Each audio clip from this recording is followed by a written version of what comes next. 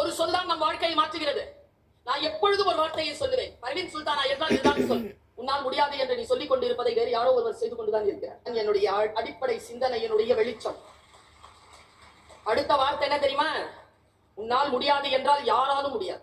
அடுத்த வார்த்தை என்ன தெரியுமா?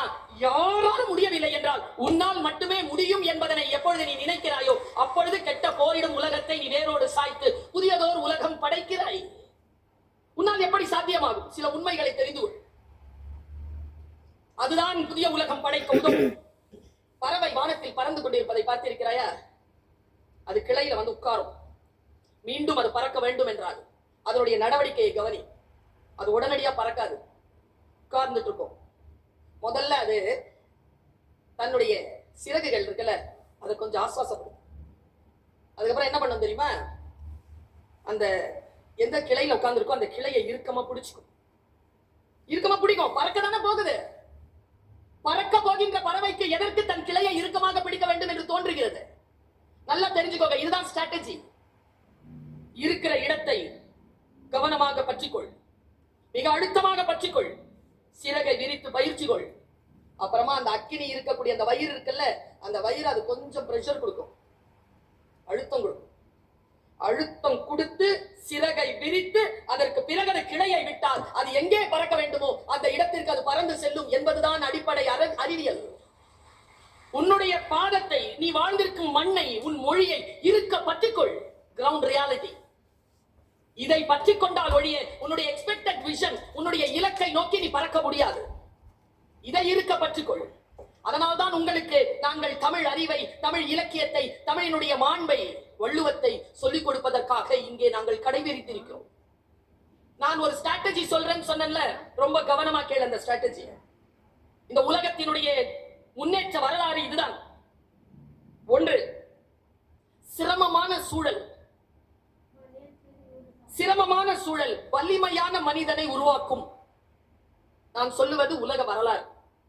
சிரமமான சூழல் வலிமையான மனிதனை உருவாக்கும். வலிமையான மனிதன் வசதியான இலகுவான சூழலை உருவாக்குவார். வலிமையான வசதியான இலகுவான சூழல் வலுவற்ற மனிதனை மீண்டும் உருவாக்கும். இந்த வலுவற்ற மனிதன் சிரமமான சூழலை உருவாக்குவார். நான் எங்கேயோ படித்தேன், உன் பேரனின் மகன் நடப்பான் என்று.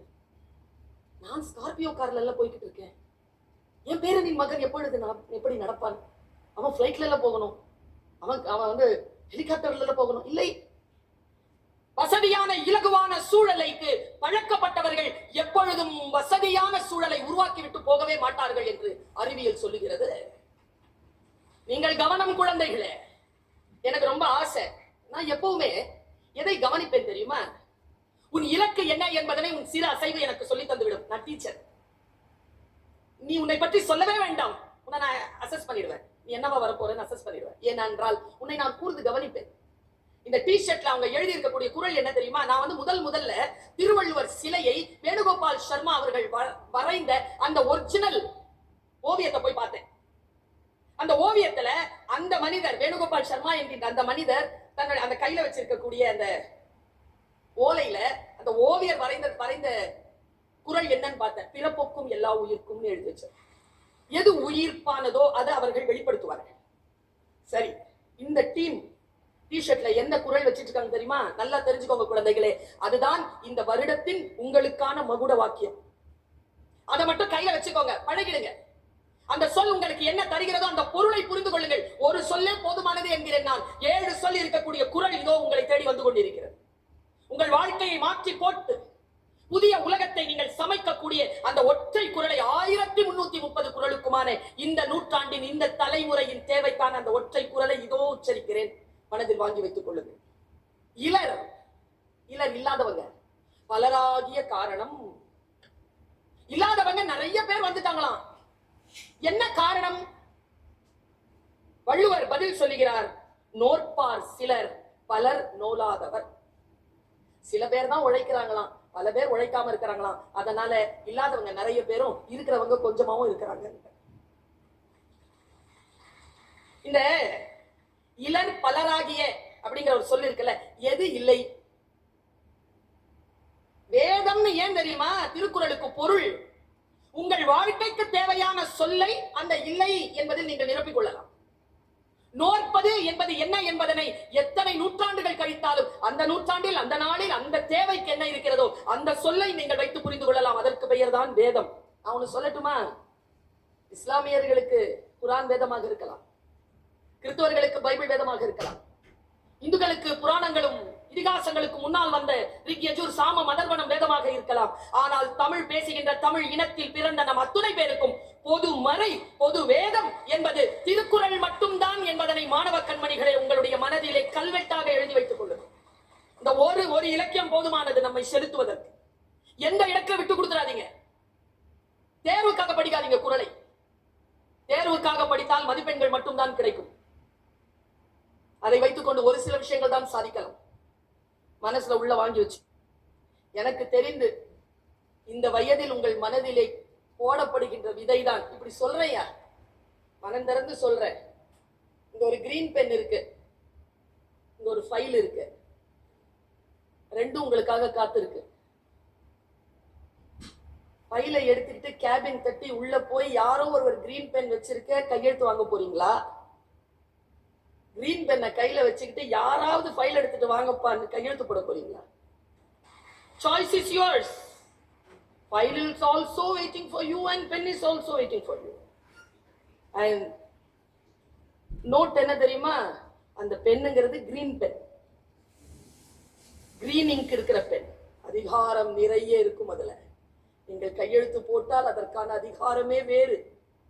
அதை நீங்கள் கையில் எடுத்துக் கொள்ள வேண்டும் என்றால் குழந்தைகளே, அடிப்படையாக இருக்கக்கூடிய சில விஷயங்களை புரிந்து கொள்ளுங்கள். எனக்கு தெரிந்து இந்தியாவில் அல்ல உலகத்திலேயே இப்படி பிள்ளைகளை அழைத்து உட்கார வைத்து அவர்களுடைய பகுத்தறிவை தூண்டி அவர்களுக்கான வாழ்க்கையில் அவர்கள் வெற்றி பெறுவதற்கான சாவிகளை தரக்கூடிய இயக்கம் தமிழ்நாட்டில் மட்டும்தான் இருக்கிறது.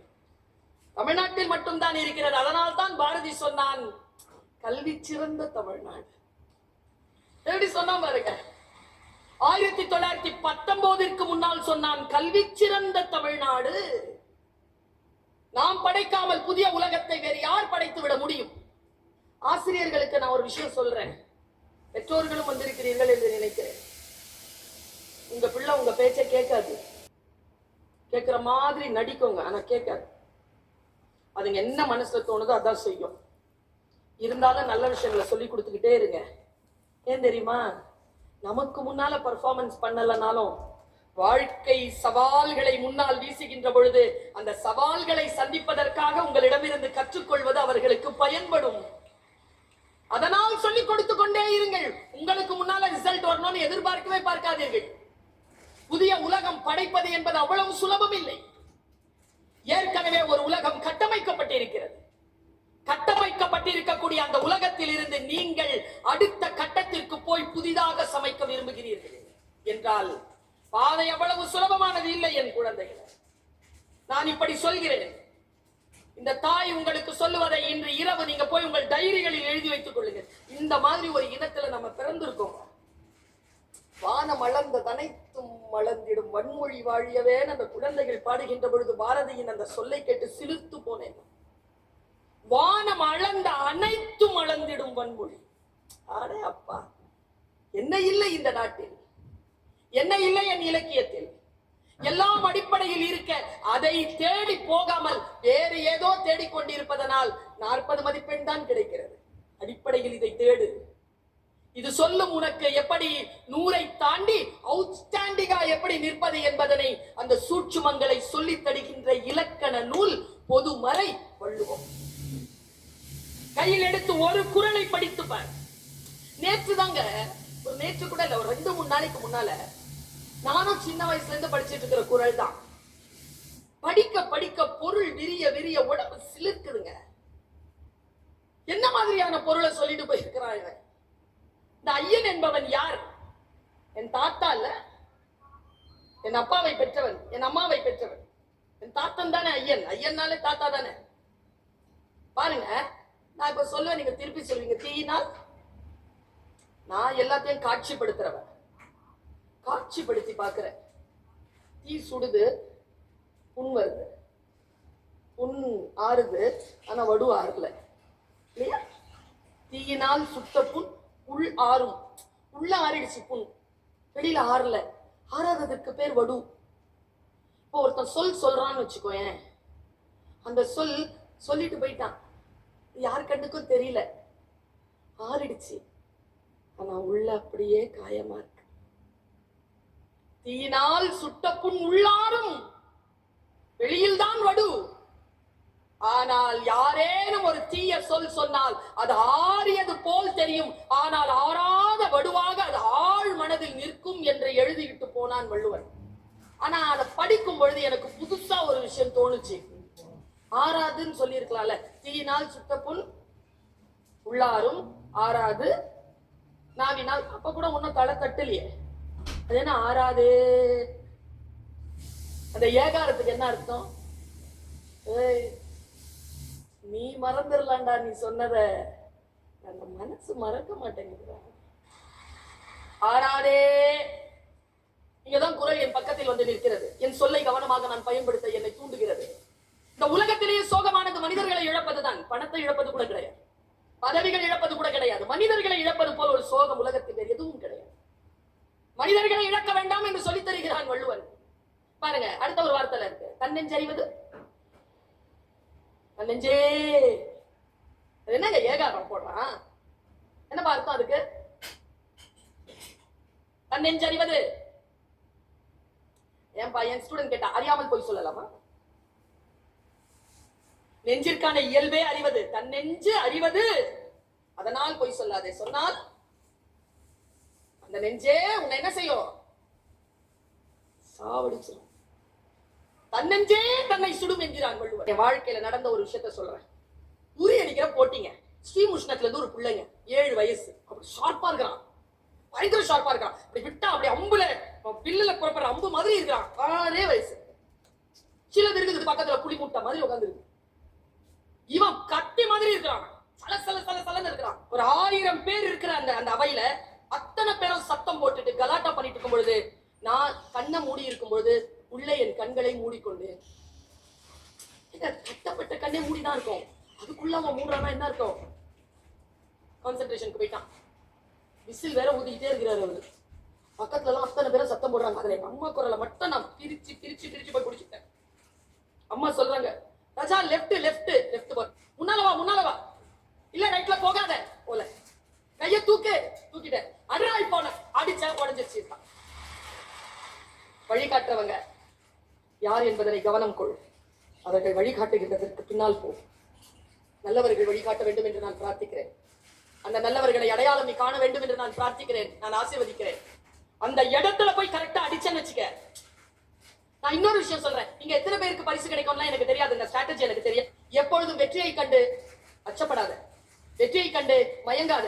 நான் பல பேரை பார்த்திருக்கேன், 10th ஃபர்ஸ்ட் மார்க் வாங்குறவங்க யாருமே 12th ஃபர்ஸ்ட் மார்க் வாங்குறது இல்ல. ஏன் தெரியுமா? கொண்டாடி தீத்துறது, எனர்ஜி எல்லாம் போயிடுச்சு. +2ல வாங்குறவங்க ப்ரொஃபஷனல் கோர்ஸ்ல காணும். ஸ்டே ஃபர்ஸ்டா வரது பிரச்சனை இல்ல குழந்தைகளே. புதிய உலகம் சமைக்க வேண்டும் என்றால் ஃபர்ஸ்டா வந்துகிட்டே இருக்கணும். You sustain in that position. Sustain பண்றது ரொம்ப கஷ்டம். தற்செயலா குவாண்டம் தியரி மாதிரி தற்செயலாக ஒன்று நடக்கவே கூடாது நம்ம வாழ்க்கையில. எது நடந்தாலும் பிளானிங்கா நடக்கணும். Just have plan. இப்பொழுது 2 கேள்விகளை உன் முன்னால் வைக்கிறேன். இந்த கேள்விகளுக்கு முடிந்தால் இந்த ஆண்டிலோ அடுத்த ஆண்டிலோ விடை கண்டுபிடி. நான் கண்டுபிடித்துக் கொண்டேன். உன் வயதில் 14 வயதிலிருந்து 17 வயது குரூஷியல் ஏஜ், விடலை பருவம் என்று இவர்கள் சொல்லுவார்கள். நமக்கு என்ன நடக்குதுங்கிறதே புரிஞ்சுக்க மாட்டாங்க. அதுல இருந்தா வந்தாங்க, மறந்துருப்பாங்க. யாராவது உனக்கு ரொம்ப பிடிக்குதா? இந்த வயசுலதான் பிடிக்கும், அப்படிதான் பிடிக்கணும்.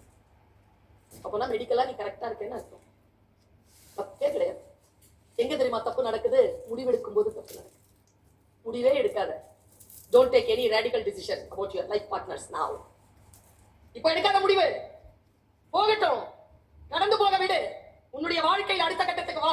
2 வார்த்தைகளை சொல்லுகிறேன் இந்த அம்மா. இந்த 2 வார்த்தைகளை நீ மனசுல வச்சுக்கிட்டேனா உன் உலகம் இன்றைக்கே படைக்கப்பட தொடங்கி விட்டதுன்னு. எங்க அம்மா படிக்காததுங்க. போகும்போது ஒரு வார்த்தை சொல்லுங்க, பெற்று கிளம்பும்போது கூட கல்ல ஒரு வார்த்தை சொன்னாங்க எங்க அம்மா. அப்படி சொல்லுவாங்க, அப்படி தூக்கி போடுற மாதிரி சொல்லுவாங்க. சும்மா சாதாரணமா சொல்லுவாங்க. 78 வயசு போகும்போது ரொம்ப கவனமா கேட்டாங்க வார்த்தையை. ஊதி அடிக்கிற மாதிரி இருக்காங்க. எங்க அம்மா சொல்லுவாங்க, முதல்ல 1997ல சொன்னாங்க, வெளிநாடு போறியா? ஆமாமா.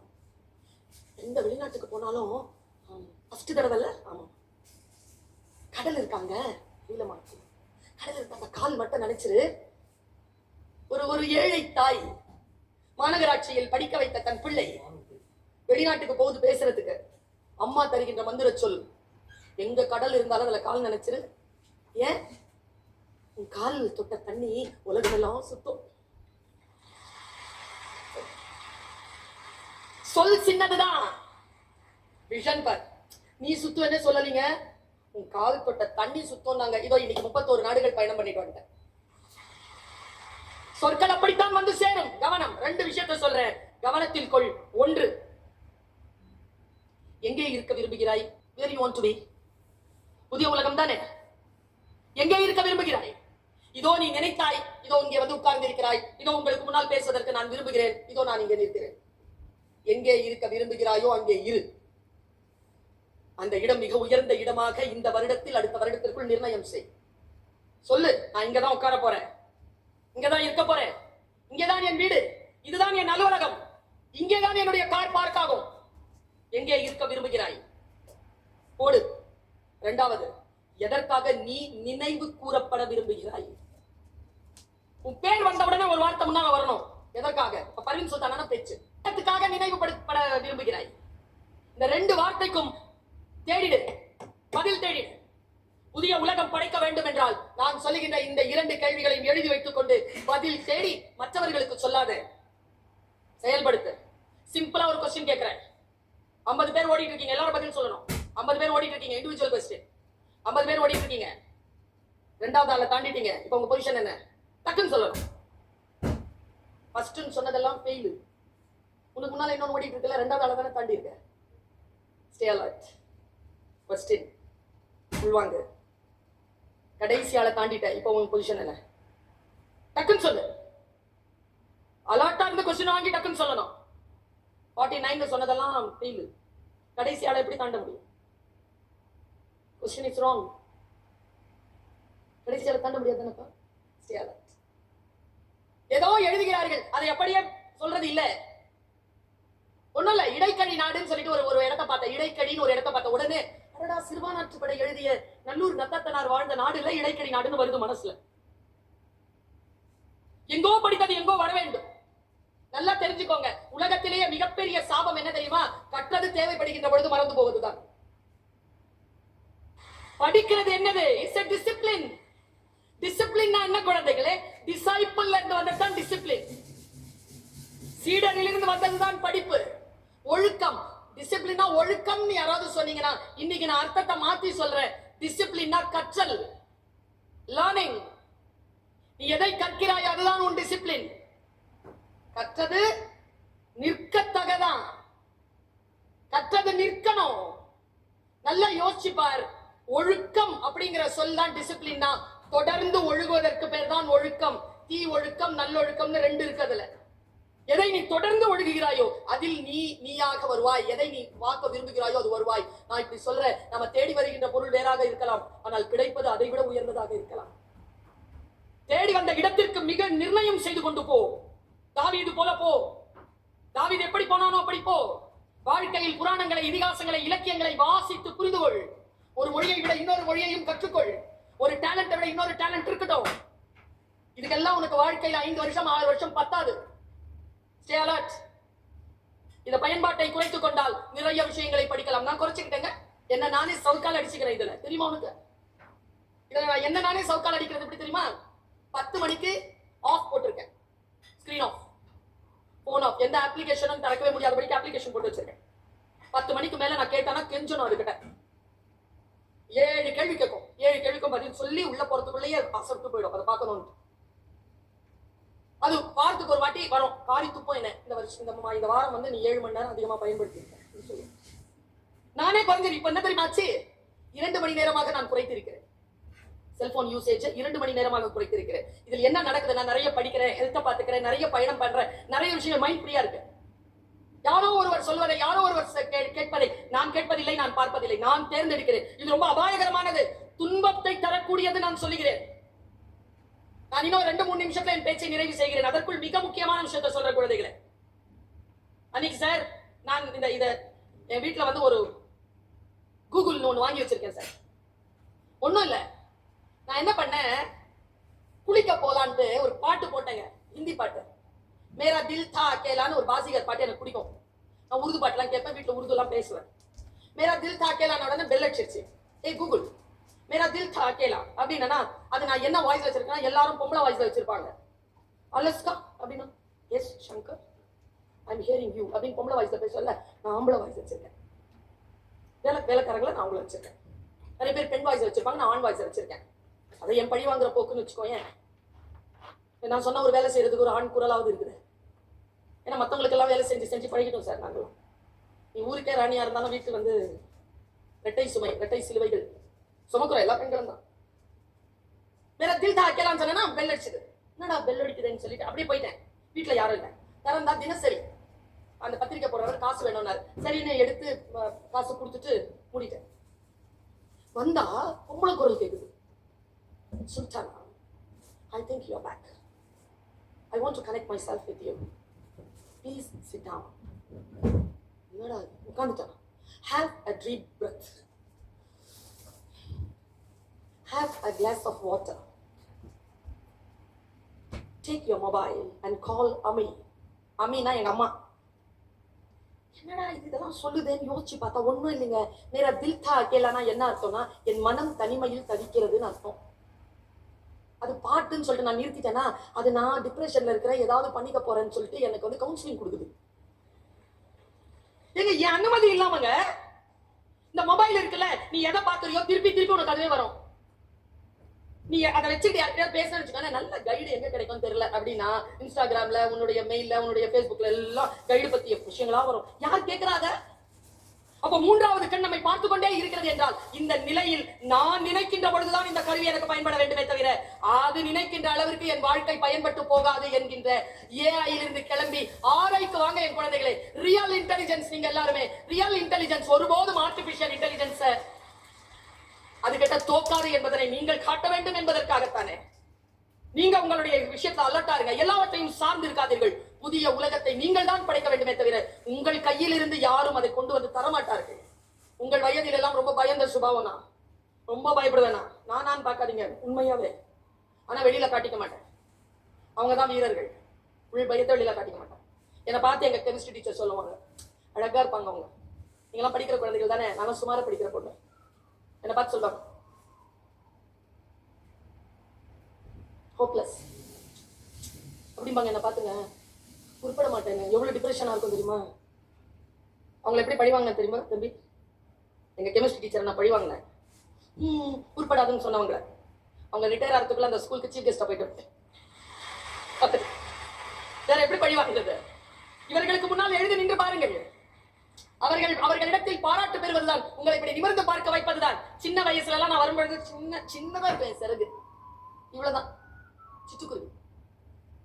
வளர வளர வாய்ப்புகள் கிடைக்க கிடைக்க விரிச்சு பார்த்தா, டேய் நான் சிட்டுக்குருவி இல்ல, ராஜாளி, வானத்துல பறந்துகிட்டு இருக்கிறேன்.